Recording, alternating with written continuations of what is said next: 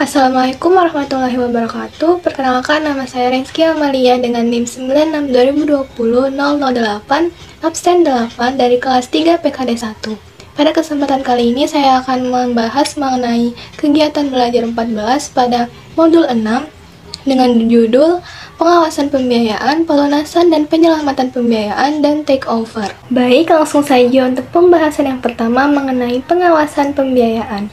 Pengawasan atas pembiayaan yang telah disalurkan merupakan upaya untuk menjaga dan mengamankan pembiayaan sebagai sebuah kekayaan atau aset.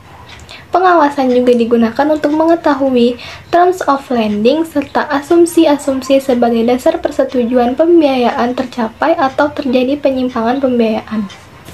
Tujuan pengawasan pembiayaan diantaranya yang pertama yaitu mengetahui apakah prosedur-prosedur dan ketentuan penyaluran pembiayaan telah dilaksanakan secara maksimal. Yang kedua, meminimalisir kemungkinan munculnya resiko-resiko yang diakibatkan oleh penyimpangan-penyimpangan baik yang dilakukan nasabah atau dari internal bank. Yang ketiga, mengetahui administrasi dan dokumentasi pembiayaan telah terlaksana sesuai ketentuan-ketentuan yang ada. Yang keempat, meningkatkan efektivitas dan efisiensi dalam setiap tahap penyaluran pembiayaan.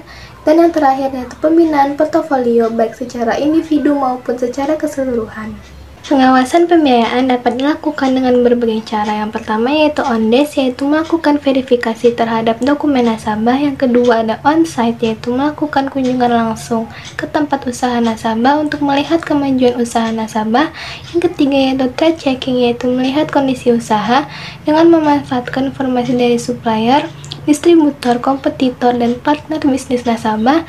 Yang keempat yaitu credit checking, yaitu pembiayaan nasabah dengan memanfaatkan informasi yang berkaitan dengan kelancaran nasabah membayar utang. Dan yang terakhir yaitu early warning system atau antisipasi dini, yaitu tindakan pemantauan secara dini terhadap pembiayaan kolektabilitas lancar dan dalam perhatian khusus. Cara-cara pengawasan di atas pada prinsipnya harus melekat. Pengawasan melekat adalah unsur-unsur pengawasan dan pengamanan pembiayaan telah dilakukan pada setiap proses pembiayaan dan setiap karyawan yang bertugas dalam pembiayaan ikut dalam pengawasan pembiayaan tersebut. Penerapan pengawasan melekat dapat dilakukan lewat hal-hal berikut. Yang pertama yaitu melihat kepatuhan dan ketaatan terhadap kebijakan, sistem, proses, dan prosedur dalam penyaluran pembiayaan. Yang kedua, penanggung jawab pengawasan melekat. Yang ketiga, tindakan represif dalam pengawasan pembiayaan. Dan yang terakhir yaitu laporan pengawasan pembiayaan.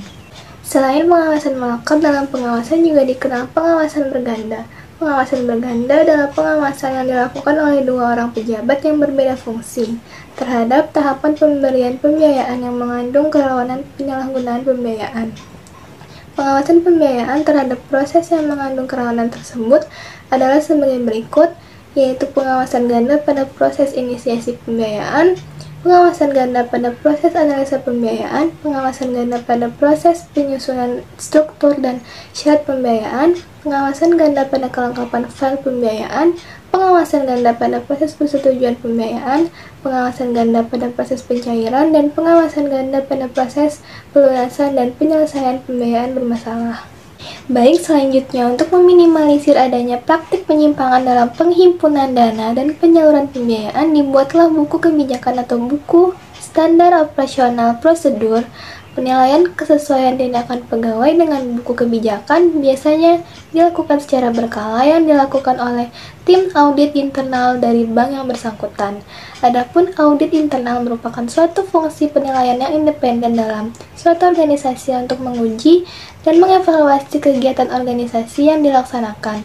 Tujuannya yaitu membantu para anggota organisasi agar dapat melaksanakan tanggung jawabnya secara efektif.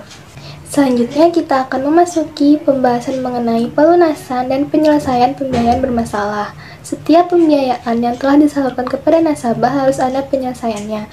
Penyelesaian yang normal dilakukan sesuai jangka waktu pembiayaan yang telah disepakati ketika akad. Di akhir jangka waktu pembiayaan dianggap lunas dan akad dinyatakan berakhir dengan sendirinya. Dengan berakhirnya akad, maka bank diharuskan menyerahkan semua bentuk jaminan yang telah diikat dalam akad kepada nasabah. Penyerahan barang jaminan dilakukan dengan mengisi bukti penyerahan jaminan oleh bank kepada nasabah. Serah terima jaminan ini menandakan tidak ada lagi ikatan antara bank dengan nasabah yang bersangkutan. Selanjutnya saya akan menjelaskan mengenai tabel kolektabilitas pembiayaan untuk menentukan kualitas dari suatu pembiayaan.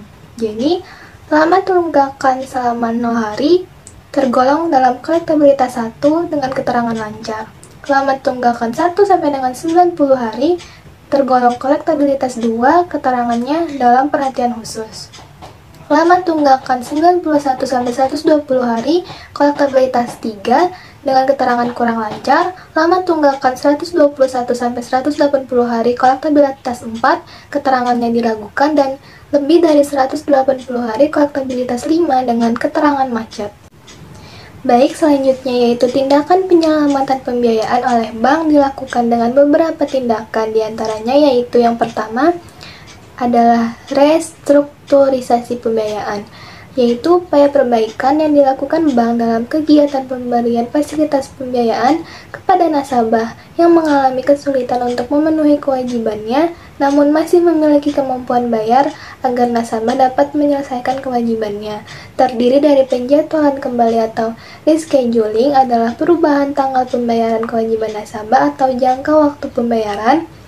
Yang kedua, persyaratan kembali atau reconditioning, yaitu perubahan sebagian atau seluruh persyaratan pembiayaan yang tidak terbatas pada perubahan jadwal pembayaran, jumlah angsuran, jangka waktu, dan lain-lain. Dan yang terakhir yaitu penataan kembali atau restructuring, yaitu perubahan persyaratan pembiayaan yang menyangkut penambahan fasilitas pembayaran tersebut. Tindakan yang kedua yaitu penyelesaian melalui jaminan terbagi menjadi dua. Yang pertama, penyelesaian dengan cara non-litigasi merupakan penyelesaian pembiayaan bermasalah tanpa melalui jalur hukum dan lebih mengedepankan musyawarah mufakat. Yang kedua, penyelesaian dengan cara litigasi merupakan penyelesaian pembiayaan bermasalah lewat jalur hukum yang berlaku. Tindakan yang ketiga yaitu collection agent, yaitu penyelesaian pembiayaan dengan collection agent dilakukan dengan menggunakan jasa pihak ketiga seperti agen hukum atau pengacara. Penggunaan jasa pihak ketiga ini dilakukan karena tingkat kesulitan yang sangat tinggi. Metode yang digunakan yaitu ujroh atau fee. Tindakan yang keempat yaitu hapus buku atau write off adalah tindakan administratif untuk menghapus buku nasabah yang memiliki kolektabilitas macet dari neraca sebesar total tunggakan nasabah tanpa menghapus hak tagih kepada nasabah. Pembiayaan dapat dihapus bukukan jika memenuhi persyaratan. Yang pertama, jika nasabah mengalami keterlambatan dalam membayar kewajiban pokok dan margin lebih dari 180 hari setelah tanggal jatuh tempo. Yang kedua, nasabah meninggal dunia dan tidak di-cover oleh pihak asuransi serta ahli waris tidak bersedia atau tidak mampu untuk membayar sisa tunggakan nasabah.